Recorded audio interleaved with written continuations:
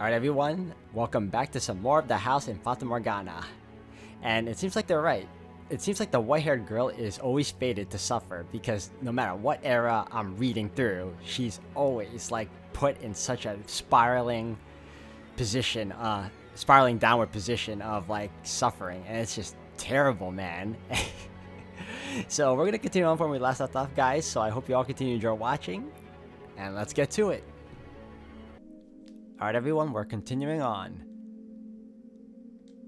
Several servants stood off to the side, watching their master attentively as he stomped past them down the corridor. However, no one said a word to him.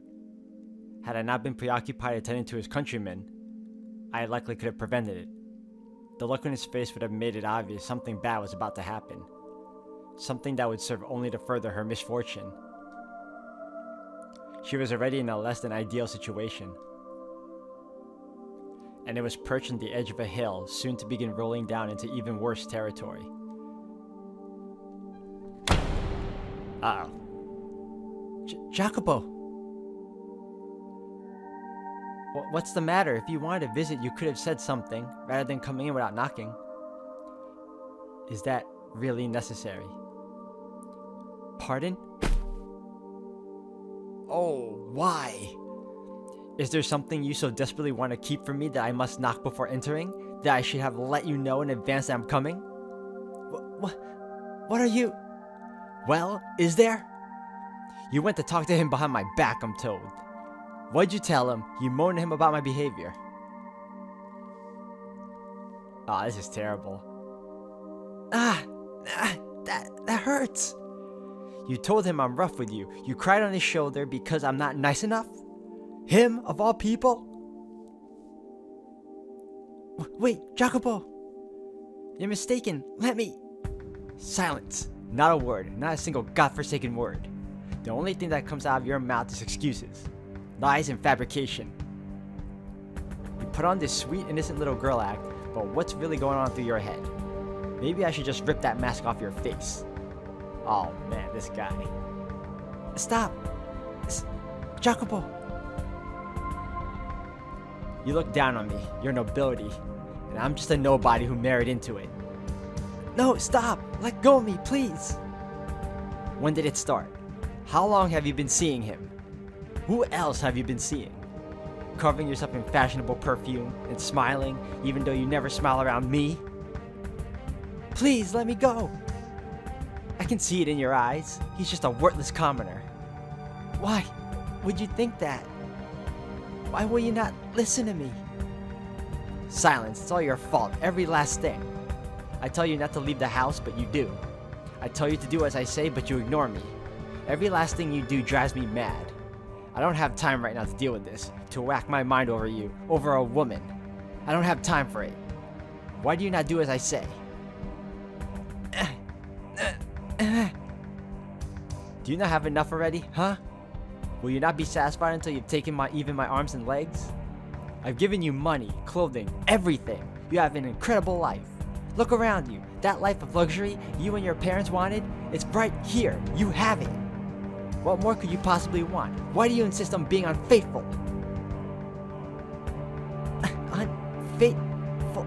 You think that what I'm doing is unfaithful to you? How else should I describe it? You leave your room despite my ordering you not to. Don't you think... Oh, sorry. Don't think I don't know. When you came to the den the other day, you had your eyes on the other men. No, I did not. I had no such inclination. Enough! Not another word from you. I have no interest in your excuses. If that's how you're gonna act, then say goodbye to your freedom. You're forbidden from leaving the mansion, or your room for that matter. Or even speaking to the servants. Wow, this guy, what are you, her parent? Oh, I know what I'll do. Skipped it. Let's go back. I'll make you a new room. Too many people come in and out of this one. It'll be somewhere quieter, out of the way. You like the garden? How about I put it here? Or sorry, there. If you leave that room without my permission, this time, I'll kill you. What is with these people, man? Why? Why will you not listen to me? Jacopo, the master of the house, likely loved the white-haired girl. That is what I saw in their exchange. Yeah, I can tell too. Normally, love is supposed to be sweet, warm, wonderful emotion. It makes you care for, value that person even more than yourself. But it was the exact opposite for him. I never knew that love could be such a painful thing. How did his love end up so twisted? What did he expect to happen by confining and abusing the woman he loved? Perhaps he was conscious of that. To be human is to sometimes find oneself driven by uncontrollable internal impulses. A few days later, Jacopo dragged the white-haired girl from her chamber and led her outside. The garden she had once loved was now a thing of the past. It had become a dreary space, nary a rose in sight, and being taken there did nothing to improve her mood, only saddened her further. The cold gray piles of metal freckling the barren earth seemed to mock her. Her husband led her, the lady of the house, to a shed that had been repurposed into a Spartan living area. She begged and pleaded, but Jacopo would not have it. He shoved her into the sad little shack and locked the door. Oh my gosh.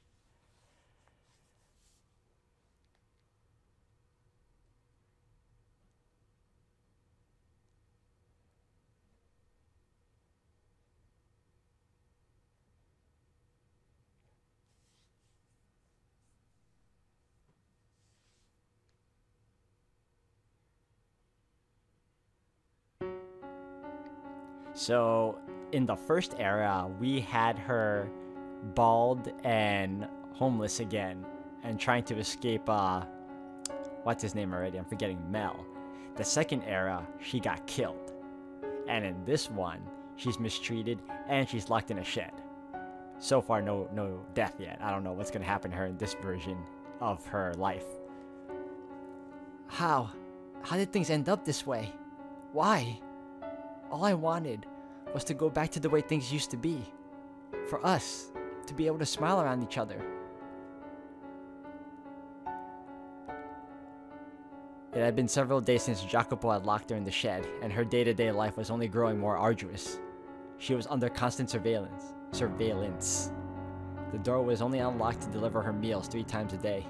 Oh my gosh. And despite one unfortunate situation their employer's wife found herself in, the maids chattered and gossiped and giggled freely. So what about Maria? Not even in the shadows out of her presence, the tactless young maidservants whispered directly to the white-haired girl when they brought her meals. Look at you, madam, caged away like cattle. I could almost hear the sound of cracks forming in her heart.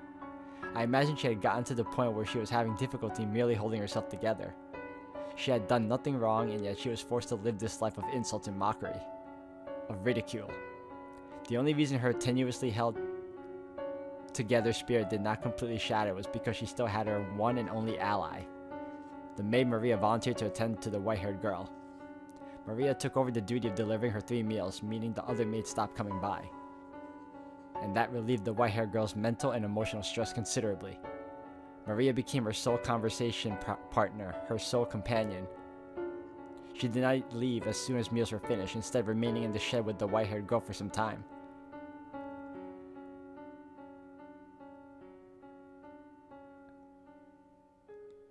So, madam, how about a funny story? I flubbed up pretty hard the other day. You want to hear about that? You know, what Maria could be trying to do is help her escape. So a couple of days back, I didn't get enough sleep the previous night, right? I'm helping out in the kitchen, half awake, plating up some food. And when I go to bring it out to the guests, my heart about leaps out of my mouth. Guess why? What I thought was a plate was actually an ashtray. Man, I was sweating like a pig. The guests didn't seem to notice, but the other maids were pale as ghosts the entire time. Sorry again, guys. Just about everyone had themselves a case of the vapors. I got quite the tongue lashing at cleanup. Pretty funny, huh? Oh, did you? Sounds like it was a pretty bad day. Yeah. Hey, madam? I know there's not much point in telling you to cheer up right now, but I'm sure he won't keep you locked up forever. He's just a bit crabby for now. That's a stupid excuse. It'll be alright. Although, I guess this is a bit drastic for a temper tantrum. I'm sorry, madam. If only I had pushed him a bit harder. If only I had a little more influence, you might not be in this situation. I thought I could be of some help, but I guess I'm not doing a great job of that. Ow. Man, hold on. Missed out on that line. Of course not, Maria. You absolutely are. Just your being here takes a great weight off my shoulders. Still though, I feel so worthless because I'm just a maid. I can't set you free. It's okay. I'm used to being imprisoned. What? What do you mean you're used to it? He never locked your door before. Ah, you're right. I'm not sure why, but I feel as though I had been in a similar predicament before, lacking freedom and contact with others for a long stretch of time. I'm sure it's simply the exhaustion getting to you, madam. No one should ever be used to living like this. Yes, I agree. And I pray things go back to the way they were soon. Has getting mad at him never crossed your mind? Getting mad? Yeah, you know, when he yells, you yell back. Let him know he's in the wrong. Never considered doing that? I guess you're not one to get angry, madam. Which would mean you're a better fit for the Holy Mother than me. Oh no. I do sometimes want to get angry. To tell you the truth, it's almost always going through my mind how if I did raise my voice, perhaps he would listen to what I have to say. But when I'm standing there in front of him and he starts shouting at me, I freeze up and end up not saying a word. I'm just such a pitiful woman. Everything about me. When I need to speak up most to stand up for myself, I cannot. Oh, don't look so down. That's not a bad thing. It just got you in a little bit of a pickle right now. But I'll clear everything up with him. You hear me? In my mind, your modesty is a virtue. And the more I think about it, I can't even imagine you screaming. I like you better the way you are, reserved and ladylike. You can leave all the yelling to me. I'll do whatever I can to help you, madam. Were you able to clear up his confusion about the night when we were dancing? Oh, about that. Sorry, he just wouldn't hear it. I see. But I'm not throwing in the towel. I'll keep trying as long as it takes. So... Say, Maria? Could I perhaps ask another favor? Huh? Yeah, sure, let me have it. I would like to write him a letter. A letter? To someone who lives in the same house? Yes. As things stand, I cannot simply go visit him on a whim. And I feel as though I could calmly express on paper things I'm unable to say to him face to face. I suspect I might have more luck that way. I also believe he would be more likely to maintain his composure reading my thoughts in a letter than hearing them from my mouth. With it, I can clear up all the confusion and things can go back to the way they were. Ah, such the optimist. A letter, huh? Interesting. I'll write the letter which I would like you to deliver to him. May I ask that of you? Absolutely, not a problem. Thank you, Maria. You're the only person I can count on, and I mean that.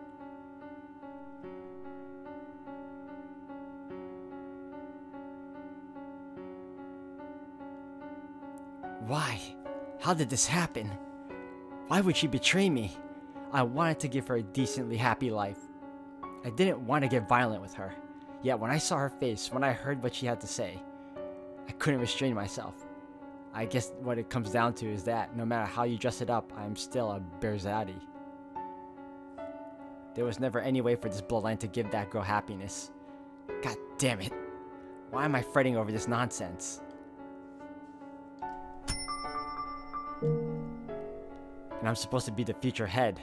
Ha!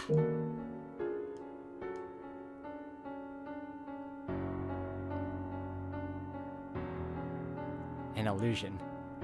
But they're dancing, they really are. And they look like they're having a wonderful time. Are you sure it's an illusion and not something else? To me, it does not seem to be. I cannot see it as anything but two tiny people dancing. That's how it works. Reach out your hand and try to grab them. You won't be able to. Ah, you're right. That's a shame.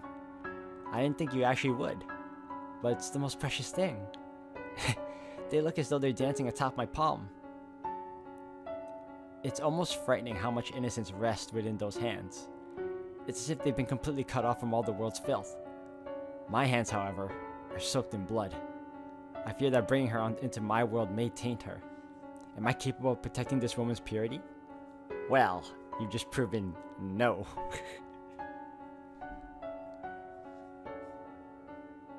And yet, as I watched her so joyously playing, I felt as though I had gotten close to her. I was the one being a child that day. Jacopo, it's me, Maria. Is it alright if I come in? Ah, Maria, it's fine. Come in. Alrighty.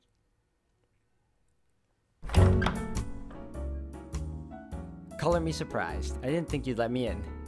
Have I ever denied you access to my room? Nope, but you've been looking pretty glum lately. I never exactly been a cheery man. True enough. I know you've told me before not to talk about your wife, but I'm gonna stick my nose where it doesn't belong today. There's been a lot of chatter among the maids lately about you getting rough with her. I mean, you've got the poor thing locked up in a shed outside. You're not leaving the best impression on anyone. You're here to box my ears? I don't know, 50-50? The other half is, I'm concerned about you. I know you're not the kind of man to threaten someone without a good reason. You're not. I thought you were friends with her. I am, and it hurts seeing her in so much pain. Then why has that not changed the way you act around me? I would think you'd be scorning me with the rest of the maids. Oh, I see how it is. You don't trust me. And we've known each other for so long. This isn't a question of whose side I'm on. You're in pain too, I can see that. You've always bottled things up, kept them hidden. You're too proud to rely on others. But you should probably vent to someone before it reaches the point where you no longer can. Say, Jacopo, do you remember the promise we made a while back? How far back? Back when you were still shorter than me. You were 14 and I was 12. I had to leave town and you came to see me off. Quite frankly, I didn't think you'd come. I was surprised even if I didn't show it.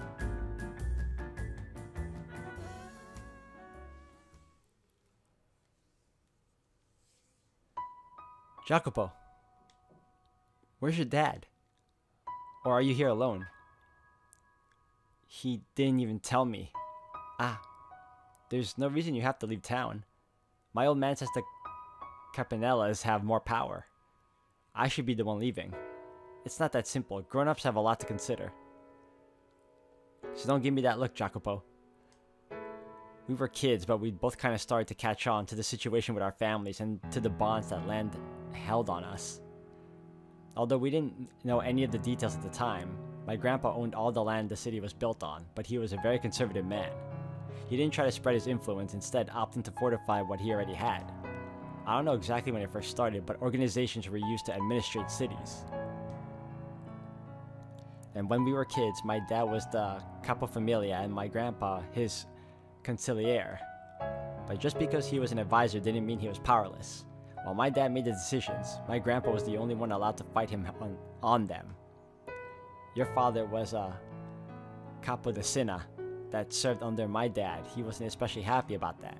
My parents quarreling doesn't affect their kids, or at least that's what I thought at the time, and what you probably thought too. But there's still a chance we could be caught in the crossfire, so my dad decided to send me and my mom away. Off the island and to the north were some more prosperous areas. He thought that by sending us there, we could live our lives clean, regardless of where we came from. There's no changing what's in your blood, though. You could have told me to. Or were you planning on leaving without saying anything? No, it was just all decided so quickly. Why do you sound so accepting? Adults have a lot to consider. You bet they do.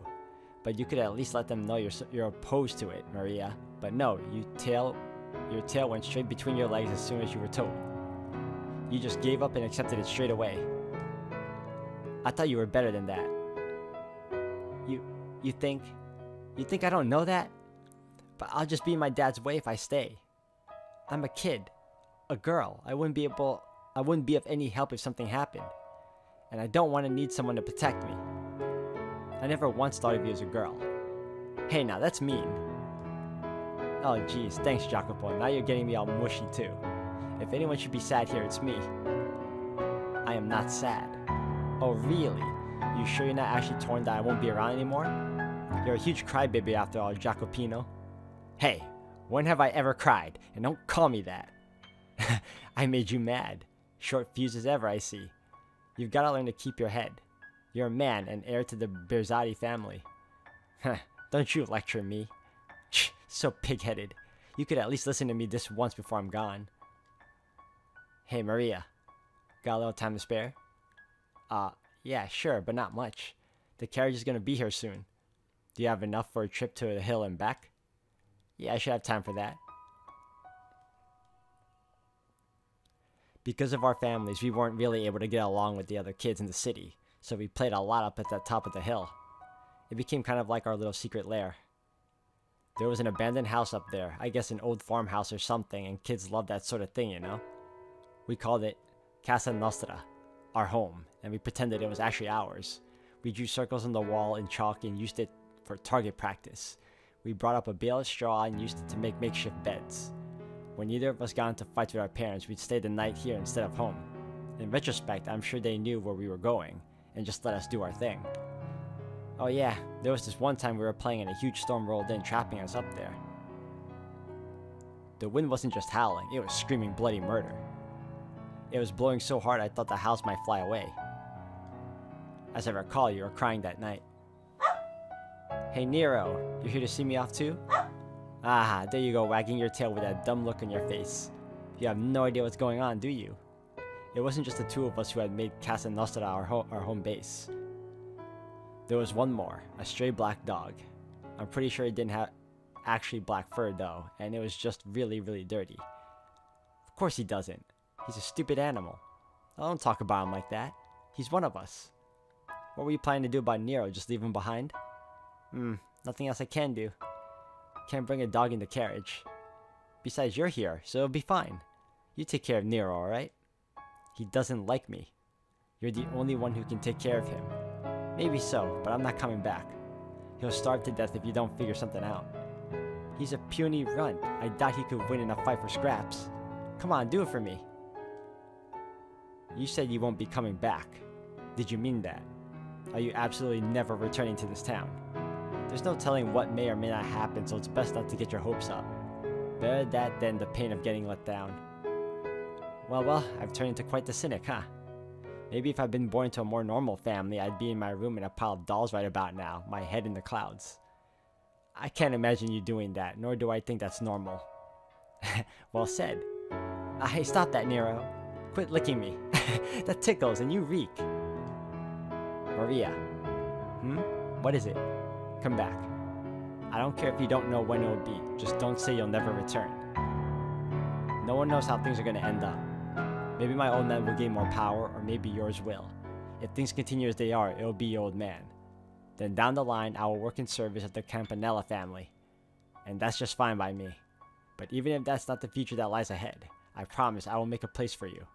So Maria. Question. Do you have a crush on me? What? Kidding, I'm just kidding. No need for a conniption fit, I was just playing around.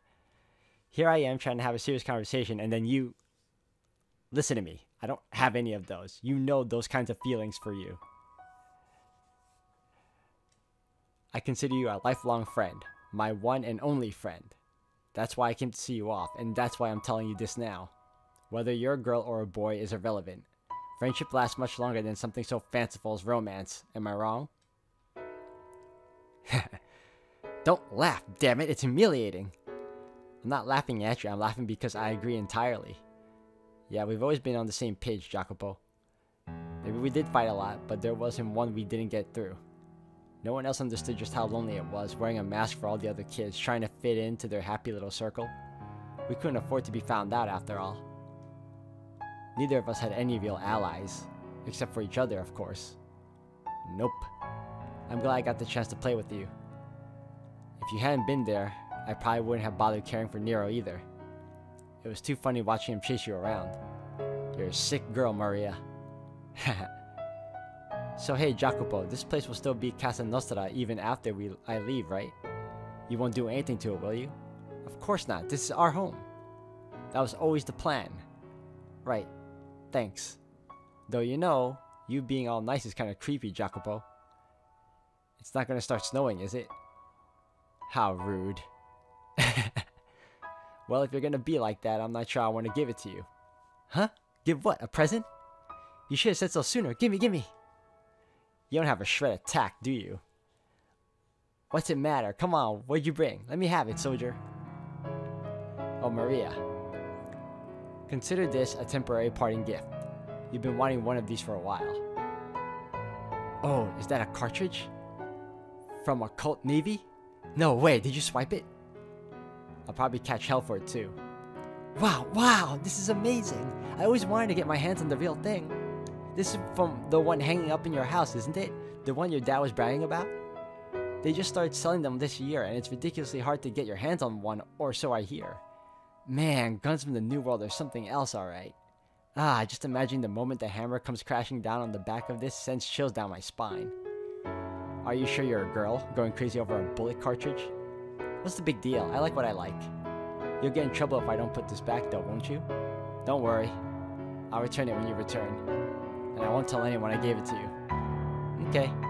Well, I guess I'll take you up on that then. Thanks, Jacopo. You'll be my treasure. This goes without saying, but don't you lose it.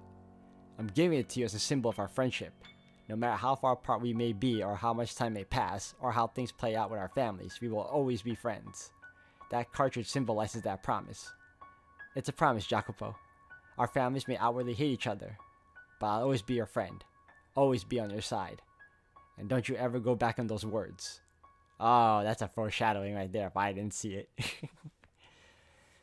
I swear upon this glorious cartridge, this historic land, and the names of my ancestors, I shall not make myself a liar. I trust you, Maria. We'll meet again. It may be many years from now, but that won't change a thing.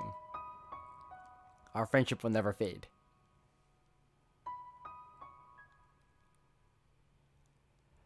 That was a nice flashback, but he's still a jerk. Nothing so far has gotten me to think this guy is a good kid. He's decent, and even then, that's too generous a word for him. God, you were adorable back then, and short to boot. But now you've hardened so much. I was flabbergasted when I next saw you. Dressed all fancy from head to toe, you'd become quite the smug little bastard, I thought. You sure weren't that little kid anymore. You have quite the memory. Well, yeah, I don't forget my promises. And I never forget I said I'd always be on your side. The question is, did you remember? I did. I remember every word you said that day. And as I said, I left Casa Nostra as it was. Though it is quite some distance away now. I imagine if we went back and did a little work on it, we could have it looking just like old times. And Nero? About a year after you left, he suddenly disappeared. And just for the record, I did take care of him as you told me to. I'm guessing he got in a fight with another stray or something. I searched but could never find him. Ah well. It has been more than a decade. Not everything's gonna be exactly the same. You, however, haven't changed a bit from the girl you were all those years ago. Neither have you. Sure, you seem different on the outside, but at your core, I believe you haven't changed at all. Still the same old Jacopino. Could you not call me that? I have changed quite a bit unlike you, and I'm well aware of it. Say, Jacopo, do you consider me supportive of everything you could have said? Of course you are. You are constantly supporting me, past and present. You are proof of the existence of a kind of friendship that can transcend gender, blood, and any other distinctions. You know, it's honestly kind of bizarre seeing you without a stick up your ass. Wow, harsh words. Come on now, hear me out. You almost had me blushing there. Anyway, before you put that stick back up there, tell me something. Am I still your only ally? You are. Of everyone in this mansion, I'm the only one? Yes. If she would at least have a little more... The madam? I didn't actually intend to treat her like that. Believe me, Jacopo, I know. I mean, from a girl's perspective, what you did was pretty awful. But hey, I'm not a girl according to you anyway. I will always be on your side no matter what. God, I feel as though I'm being consoled. That's what I was going for. I should have never opened up to you. Hey, now is probably not the best time to bring this up, but I have a letter. A letter? Written by the madam. Here. A letter from my wife? Let me see it.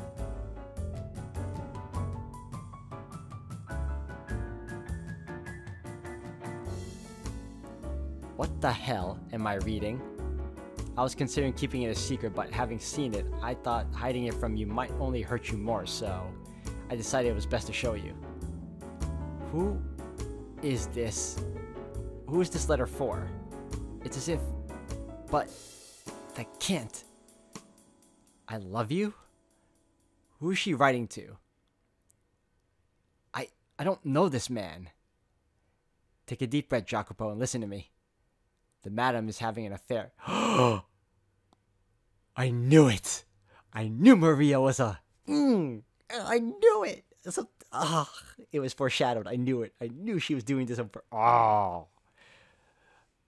Maria, I know your game.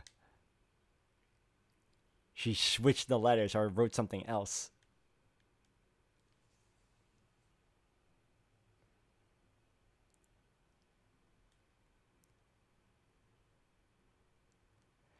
Alright guys, I'm going to have to end the video here for today. Thank you all for watching. I am still a little miffed at Maria, and I had a feeling this was going to happen. It felt like it was foreshadowed to happen anyway. Like, I was like, It was like a very small inkling I had that she was screwing the white-haired girl over, because as we all know, her future or her destiny is to always be suffering, and her having this close friend just seemed a little bit off even to me. I actually did like her though, and I was hoping things would, you know, come away differently, but that's not the case. She was screwing her too, and it's annoying. So anyways guys, thank you all for watching. Until the next one.